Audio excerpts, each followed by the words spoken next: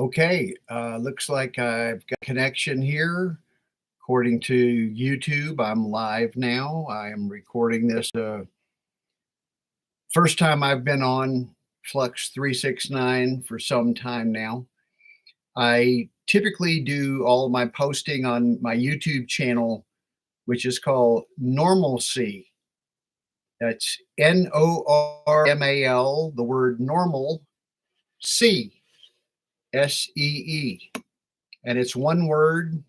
And I capitalize the N and the S, but I don't think you have to. If you do a search on your YouTube, just type in normalcy, one word, not two words, normalcy, one word, and you might help to put my name, Ben, Ben Patterson, and you should be able to plug into my normalcy channel. That's the one I have ongoing that I talk about things and post videos and just generally try to be a creative person, a lot like in the vein of how David Lynch taught me through his films and verbally in interviews and lectures and talks with people and whatever over the years. I followed David Lynch's career since I first learned about him in 1981. And I'm jumping ahead. Let me back up for a second and say I'm still feeling a little in mourning about David Lynch's passing. I can't help but get a little teary-eyed. I'm a very emotional person, and I feel like I lost a member of my family, or at the very least, a very dear friend. Even though I never personally met David Lynch, I'm sure had we met, we would have gotten along fine. He was sort of like a big brother figure to me in a lot of ways, and guided me, whether he knew it or not. Of course, he didn't know, but I learned from him a lot of things about how to utilize my own creativity through the medium of photography and filmmaking, or I shouldn't say filmmaking. I've never made a real film, but I make a lot of videos, which there towards the end of his life, he stated that he was done with film, that he embraced this new technology, digital video, how remarkable it was, how many things could be done with it that you couldn't do with ordinary film. And he also adamantly said he would never retire from filmmaking. And he didn't. He was still as visible as he could be toward the end, dealing with emphysema these last 4 or 5 years or more. And I know that's a terrible disease that affects people that are around a lot of bad breathing smoke or poisonous toxic things, and cigarettes, of course. One of the main causes of emphysema in the world today, that people contract emphysema where your lungs just basically don't function very much anymore. And you're dependent on oxygen and you become very weak, and everything in the body just starts shutting down, and then eventually death. I had an uncle, a very dear uncle in my family, who died of emphysema, and he smoked 3 packs of Camels a day for 35, 45 years. I forget how long, but he died from complications of emphysema also in his 70s. So yeah, I mourn the passing of David Lynch. Of course, that's a wake-up call to anybody out there who smokes.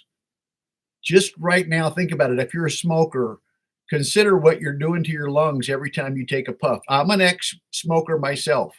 I smoked for a good 5 years, from the age of about 17 to 22.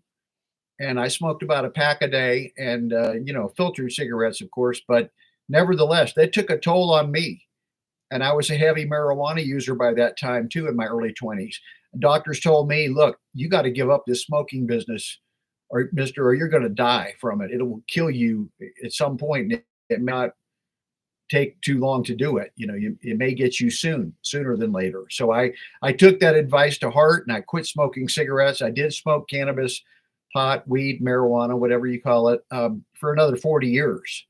And not to my benefit, even though I enjoyed it. So I immensely enjoyed getting high from marijuana, but I also realized I did a lot of damage and harm to my lungs. So whatever, if you're smoking anything out there, I don't care what it is, tobacco, marijuana, anything you smoke, and you put that tar into your lungs, You're damaging your lungs. So I know David Lynch, toward the end, he was telling people don't smoke. I think he didn't want his children or family members to be smoking like he did, but he was addicted. And hey, everybody's addicted to something, even if it's positive addictions, which if you're going to be addicted, you want to be addicted to something positive, like meditating every day or walking and exercising every day, or doing something good and beneficial for yourself or for others. Those kind of addictions, they almost don't even think of those as being addictions. Those are just good habits, good behaviors, or rituals, or whatever you want to call them. But addictions, typically, when we think of them, pardon me, I have to blow my nose here. I'm going to leave the camera for a second. Because addictions, normally, the connotation of an addiction today, you think of an alcoholic or cigarette smoker or drug addict, heroin user, pot smoker, anybody that has a junk food addict. Okay. David Lynch also was somewhat, I think, strongly addicted to caffeine, to coffee. He loved coffee. And guess what? I love coffee too. I've had my off and on with coffee over the last 5-10 years, where I've gone periods without drinking it, mainly for health reasons, trying to get a little healthier and thinking that maybe the excessive coffee I used to drink, and I used to drink quite a lot. I was probably up there in David Lynch's league as a coffee drinker, because he drank a lot, I know. And people have addictions because they get something out of the addiction, right? You get something out of it, whatever it is you're seeking. I mean, even the heroin junkie, they're getting that euphoria, that distance from their pain, that taking them into another world where they just feel bliss or whatever, or so they think. Maybe not true bliss, but a certain contentment that the drug gives them temporarily, that once it wears off, the feeling is so bad, they're drawn to go back and do it again. That's how addictions work, at least for me. The same was true of alcohol. I'm a recovered alcoholic myself. And that was a tough one for me to get over, because alcohol had been ruining my life. And when I finally quit it, it's one of my, I consider it an accomplishment. Maybe to most people out there, that's not a big deal. But to me, it was a great accomplishment in my own life when I was able to finally give up the booze. And I knew that would have shortened my life too. But I want to talk more about David Lynch right now, not myself. I'm getting carried away there. David Lynch wrote a book back about, I guess almost 20 years ago, back in 2006, I believe. And that book's called Catching the Big Fish.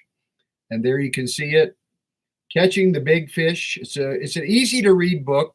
The subtitle on Catching the Big Fish is Meditation, Consciousness, and Creativity. And I'll just show you, a lot of the pages are blank, and some of the pages just have a little bit written on them.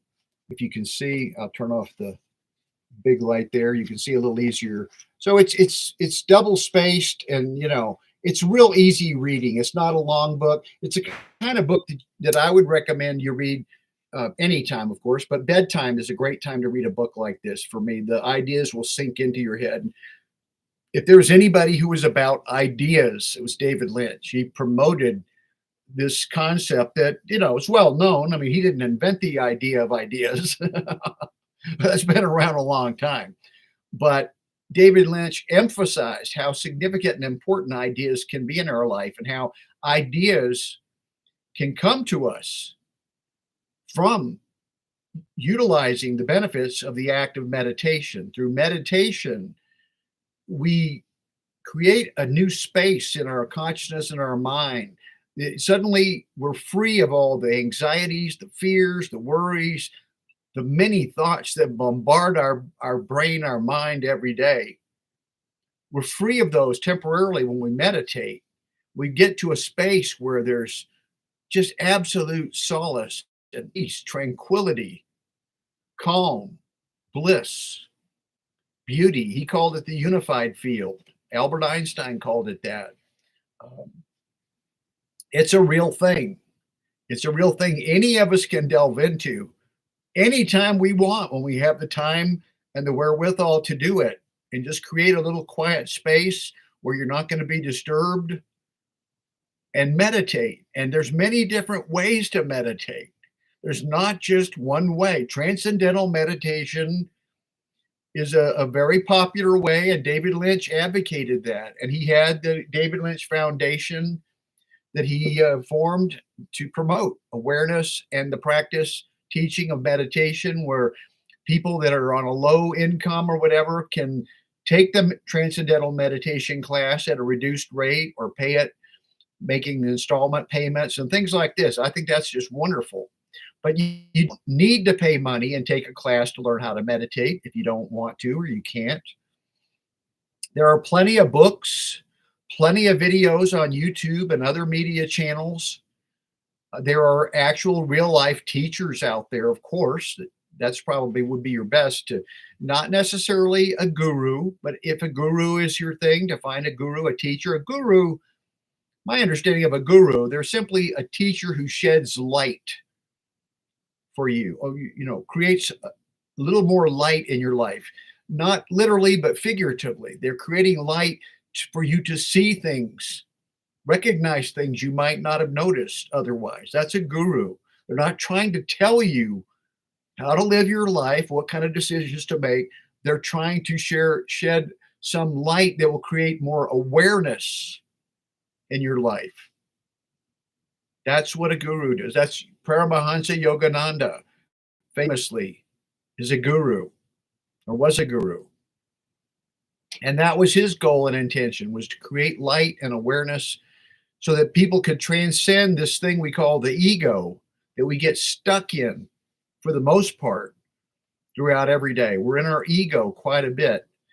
And the ego in everyone is a little different. Some people it's stronger, and it takes charge and dictates to that person, what they do and say and think. Other people, the ego is a little more shrunken down, and it's calmer, and it's not so obsessive. And so that's a good thing. I'm going to take a little momentary break here. We're experiencing very cold weather here today in Denver, Colorado. And when we have the cold weather, even I was only outside a few minutes, but just the cold weather itself and the coldness in the house a little bit more, I don't know, my sinuses get acting up. And especially when I get on an emotional tangent like I am right now talking about Mr. Lynch, the sinuses flow. That's just, it might be an old man thing too. It has a lot of factors involved there. But let's get back to David Lynch. So this book, Catching the Big Fish, I really highly recommend that. If you've never heard of it or know about it or read it, check it out. It's got a lot of good stories in there from Mr. Lynch himself about filmmaking process and the movies he made. He addresses a lot of them, some interesting little anecdotes and stories about that. He also talks about why meditation is important and valuable and why he recommends it and so forth. So check it out. Another book that I haven't really read all the way through, I regret, but I'm probably going to get into it again one of these days, is Lynch on Lynch. Lynch on Lynch. What that is these are interviews. And the book's compiled by Chris Rodley. This is a revised edition that I have. I'm not even sure what year it is. It doesn't matter, but it does go all the way up through Mulholland Drive. So, it does not include the last installment of Twin Peaks.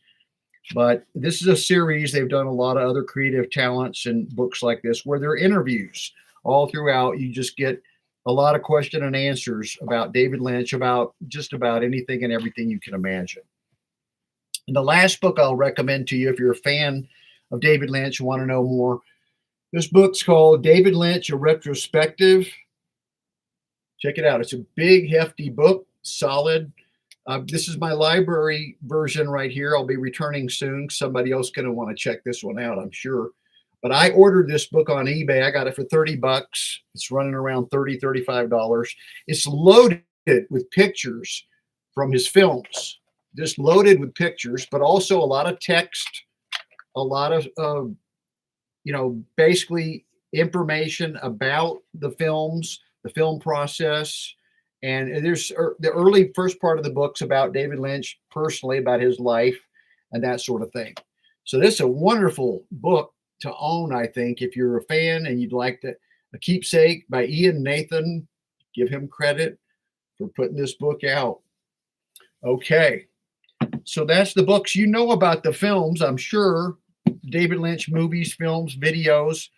I don't have a whole lot to say on this little live feed about those, but I love all of them. I love all David Lynch movies, even Dune, 1984, supposedly a failure. The one he left off the list. In the back of this book, he lists all his films, his major films, and he leaves off Dune. He was embarrassed by Dune because it was not a David Lynch movie, truly. He directed it and had the filming process done and everything in terms of being a director, but he didn't get final cut on that movie. And that's something he insisted upon thereafter. On any film he made after Dune, David Lynch himself had to have final cut, the final version of that product, that film, that creation was going to be his. He had the final say on everything that went into it. And you could tell the difference. Dune, while I don't consider it a total failure, I enjoy the movie Dune. And the new version, of course, was much better done. And I think everybody knows that. But the 1984 David Lynch version of Dune is very weird and strange and in its own unique way. I enjoy that movie, but I like all of his films. I love the entire Twin Peaks series from the television early 90s on ABC, the 2 seasons, and then the Showtime, the newer version they did just about 7 years ago. And that's very good. And the thing about David Lynch there are other directors who certainly make public appearances and appear on talk shows and things like that. Steven Spielberg's very famous, Martin Scorsese, Ron Howard, Rob Reiner. There Woody Allen, not so much nowadays. He's pretty much become reclusive. But a lot of directors have been known for their own personality and persona, and known as much for that in some regards as they are for their films, their work. I mean, in other words, people know about their movies, but they're also very interested in the person, the creator, the director who made these films. And I don't think anyone encapsulates that more than David Lynch. He became really a cult personality for people that we just enjoyed hearing him talk, do these extemporaneous talks, interviews, whatever it might be, through the medium of YouTube or other videos online or sometimes on television. If you still watch television, I don't recommend that to anybody. That's a bad addiction, really. What I consider one of the bad addictions is the addiction to watching television. It's one of the more damaging things you can do to your consciousness and brain is putting the garbage that comes out of the television into your brain every day. But film is another thing. And of course, there are good films and there are bad films and there are films kind of somewhere in the middle. But, each of us has to be discerning and decide what films we want to spend an hour, 2 hours watching. And I won't subject myself to torture if a movie is just not doing anything for me, not working, it's turning me off, it's making me agitated, angry, upset, annoyed, whatever. I'm having a bad vibe, bad feeling watching a movie such as I did with the Deadpool and Wolverine movie last year, then don't do it. Walk out, turn it off. That's what I do. I assume most people would do the same thing. Whether it's gratuitous violence or language or sex or nudity or thematic material or whatever it might be in a film that turns you off or turns you on, even we're all different. I know I have certain things I just won't tolerate watching a movie, but a David Lynch movie for me always was a very unique experience. I would just totally get lost in the film, forget myself and who I was and all that business. And I'm suddenly just this subject sitting back, soaking it up, what this vision this man had, David Lynch, in presenting this film. And his films are art. There's no getting around it. Not all movies I would consider art. It's an art form that lends it. In other words, I can go scratch on the wall and do a doodle. And is that art? It might be on the very, very lowest level that we define art, the very bottom.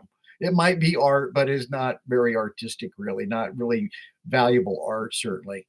But people up the very top, the masters that we acknowledge, and there are many in the field of art, whether it's painting, sculpting, music, dance, theater, and film, photography, all of it, all the various ways. And there are many others I'm sure I didn't just say, but art itself lends itself to many, many possibilities.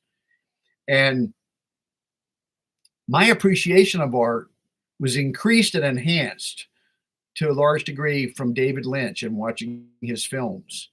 He explained many times why art is essential, why it's important. And there's a great new book out, and I've just started reading it. And it's by Rick Rubin. And if you've never heard of Rick Rubin, he's a pretty famous. Turn it up here. You can see Rick Rubin. He's a pretty famous producer in the music world. He's done a lot of rap, rock, other types of music. The Creative Act, here it is. The Creative Act, A Way of Being by Rick Rubin. This book sort of is like, would go right along with David Lynch and his notion about ideas and creativity. Very good book. I'm enjoying it already. So I recommend that one to you as well. And just throw this one in. I've got a lot of Charles Bukowski books here recently. Charles Bukowski's also, to me, in that same vein as David Lynch a lot. They're not the same across the board. He was a writer, and Lynch more known as a filmmaker writer, but they shared that in common, being writers, both of them. And they both had such great talent. And they were both so down to earth and authentic and raw, sometimes just putting things in our face that maybe, hey, we hadn't thought of, or we weren't expecting, or we weren't used to. And it gave us pause to look at it and think, wow, what's this all about? To me, that's what art really does. It provokes us to stop and pause and think about something, or not necessarily think either, just to feel, to have a feeling about something that could translate into thought. And feelings and thoughts, they're interchangeable. They go back and forth, feed off each other. And ideas come in there too. David Lynch, again, in his book, Catching the Big Fish, talking about catching ideas the way you would catch a fish. You can catch little ideas like you catch the little fish, but what you really want a lot of times is go deeper and catch that big fish, the big idea that can really transcend maybe a lot of what might have been limitations or whatever, and catapult you into a new realm of thought and discovery and ambition to generate something new, something fresh, maybe something no one else has ever even done before. David Lynch was an original. He took film, which had been going on for a long time before he was born in 1946. Film was already going on for over a half century in its birth up until the time he was born in 1946. And I was born 5 years after David Lynch. So we're close to the same generation.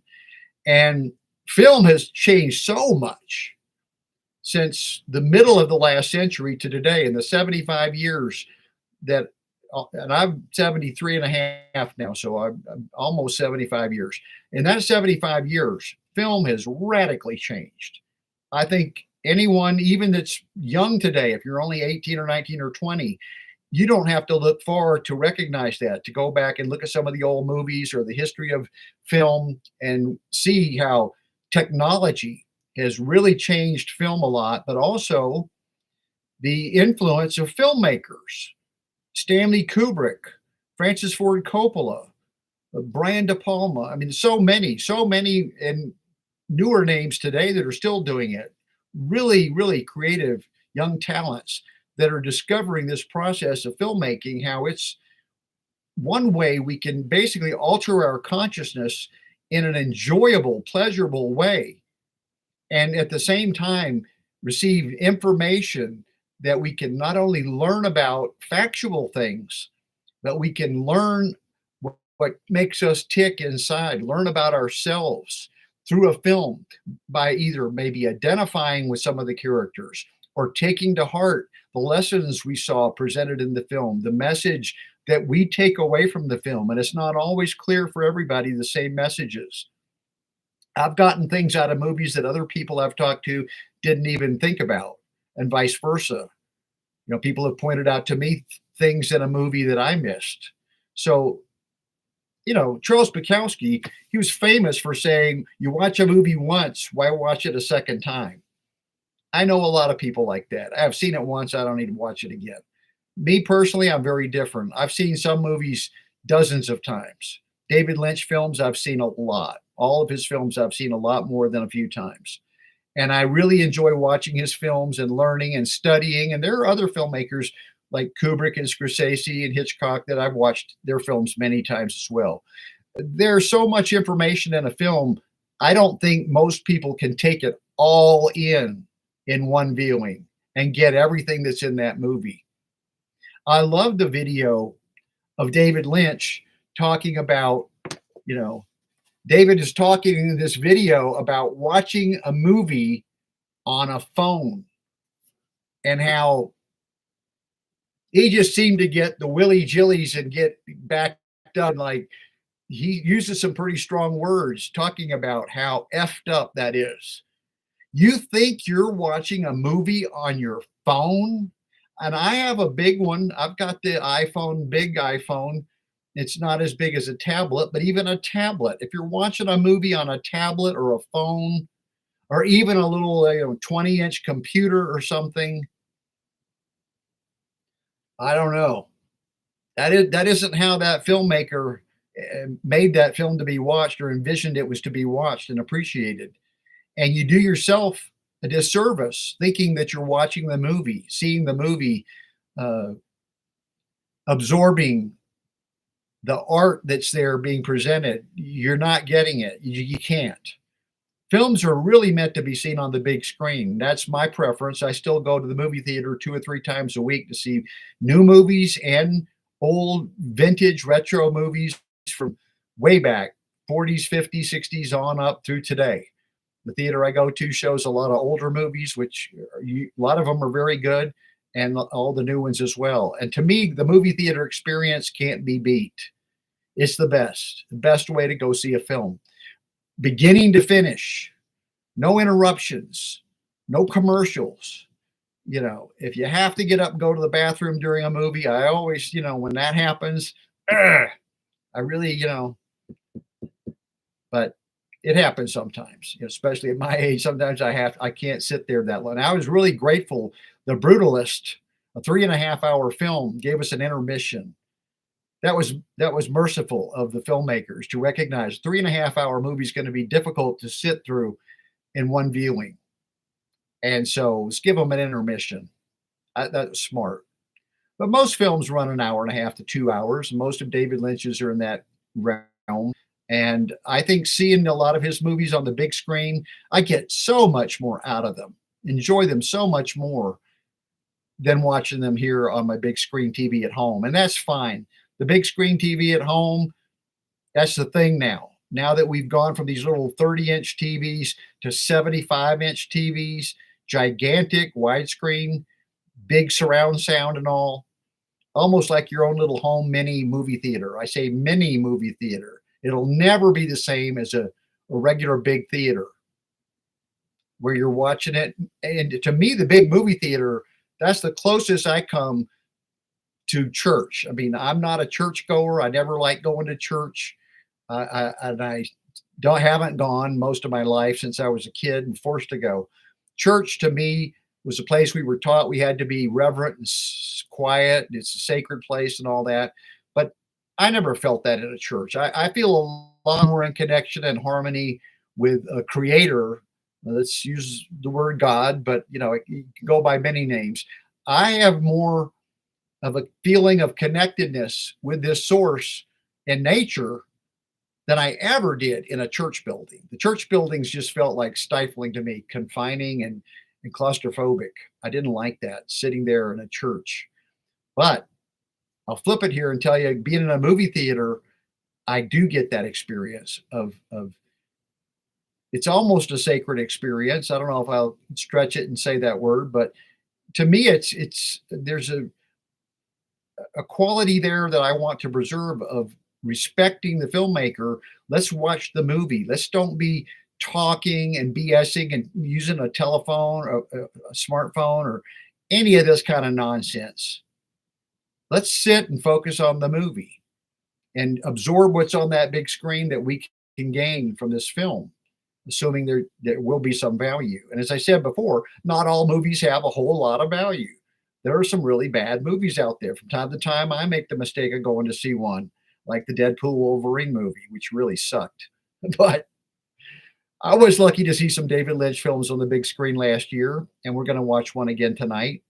And I'll just close out by saying that the man was a remarkable talent, unlike very many in this world. Of course, there are many, many wonderful artists throughout recorded history that we know of that have left behind their body of work in whichever form it might be, writing, visual painting, depiction, music for sure. Another one of my very favorite art forms, music, and I think it is for many people. And music's kind of a universal language that transcends even words sometimes. The music, you don't need words just to hear the raw music itself. Um, and so, it gets into that category with things like emotions, laughter, and joy. That's universal. That transcends language. You don't need to have language if you get with a group of people and you're all feeling this blissful joy and love and harmony.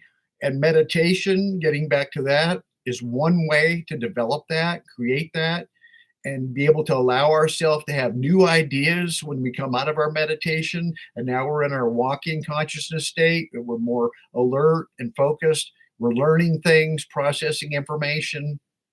New ideas can come into our mind. And David Lynch got a lot of his ideas, no doubt, based upon his practice of meditation that allowed him to develop that creative mind that could, come up with a story and tell that story in a way that would be so compelling that everyone pretty much would recognize this matters.